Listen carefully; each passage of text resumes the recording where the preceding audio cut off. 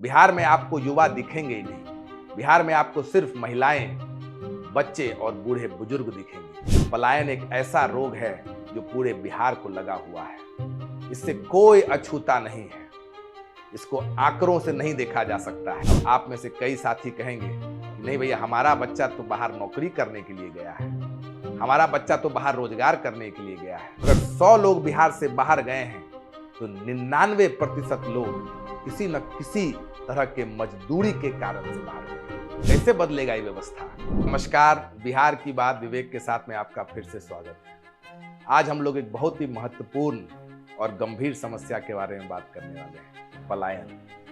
एक ऐसी समस्या जिससे बिहार का कोई परिवार अछूता नहीं रहा है। पिछले 18 महीने से प्रशांत किशोर जी गांव-गांव पैदल घूम रहे हैं। हम लोग भी उनके साथ पैदल घूम रहे हैं। कोई ऐसा घर, कोई ऐसा गांव, कोई ऐसा पंचायत नहीं मिला जहां पर लोग बाहर मजदूरी के लिए नहीं गए। बिहार में आपको युवा दिखेंगे ही नहीं। बिहार में आपको सिर्फ महिलाएं, बच्चे और बूढ़े बुजुर्ग दिखेंगे। ये वो बुजुर्ग हैं जो बाहर मजदूरी कर कर वापस आए हैं और अब अपने बच्चों को भेज दिए। अब आप में से कई साथी कहेंगे कि नहीं भैया, हमारा बच्चा तो बाहर नौकरी करने के लिए गया है, हमारा बच्चा तो बाहर रोजगार करने के लिए गया है। अरे तो आपको भी अपने बच्चों के साथ रहने का सुख नहीं है। आपको भी अपने बच्चों के साथ त्योहार मनाने का सुख नहीं है। पलायन एक ऐसा रोग है जो पूरे बिहार को लगा हुआ है। इससे कोई अछूता नहीं है।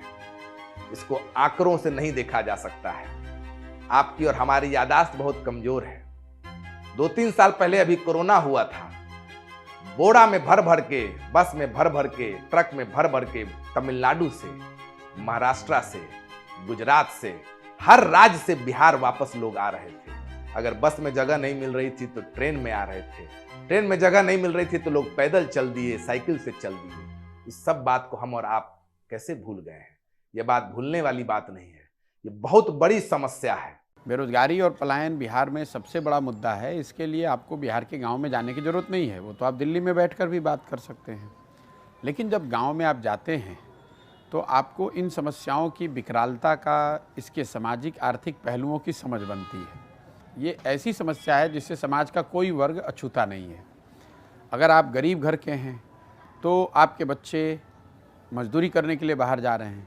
अगर आप आर्थिक तौर पर थोड़े समृद्ध हैं तो आपके बच्चे पढ़ाई करने के लिए या नौकरी करने के लिए बाहर जा रहे हैं। अगर आप गांव में जाएंगे तो आपको सिर्फ महिलाएं मिलेंगी, बच्चे मिलेंगे और बूढ़े लोग मिलेंगे। करीब 40 से 50% जो नवयुवक हैं वो बिहार के बाहर रह रहे हैं। समस्या ही नहीं है, ये एक बीमारी है, एक इन्फेक्शन है।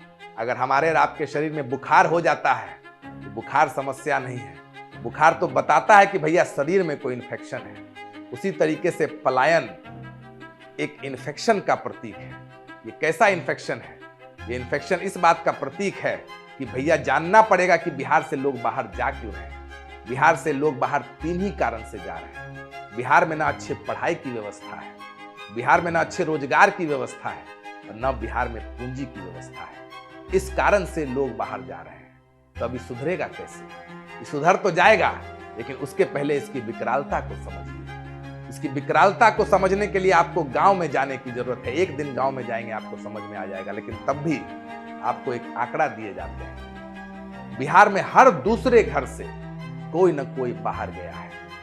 और अगर 100 लोग बिहार से बाहर गए हैं तो 99% लोग किसी न किसी तरह के मजदूरी के कारण से बाहर गए। एक से कम कोई नौकरी के लिए गया है। अब आप कहिएगा भैया, इसको बदला कैसे जाए?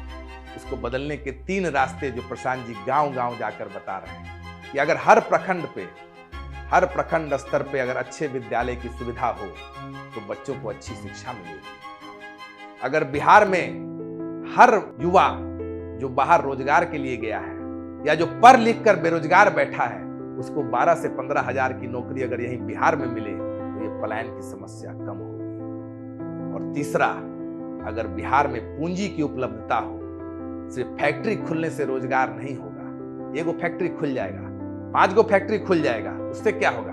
बिहार में सबको रोजगार मिल जाएगा? नहीं।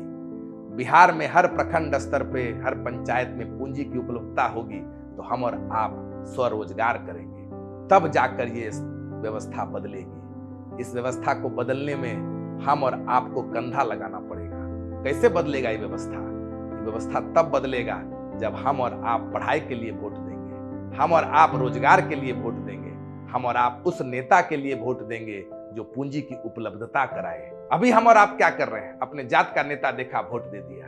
अपने धर्म का नेता देखा, वोट दे दिया। 500 रुपया लेकर वोट दे दिया, मुर्गा भात खाकर वोट दे दिया। अगर बदलना है तो इसको कोई नेता नहीं बदलेगा।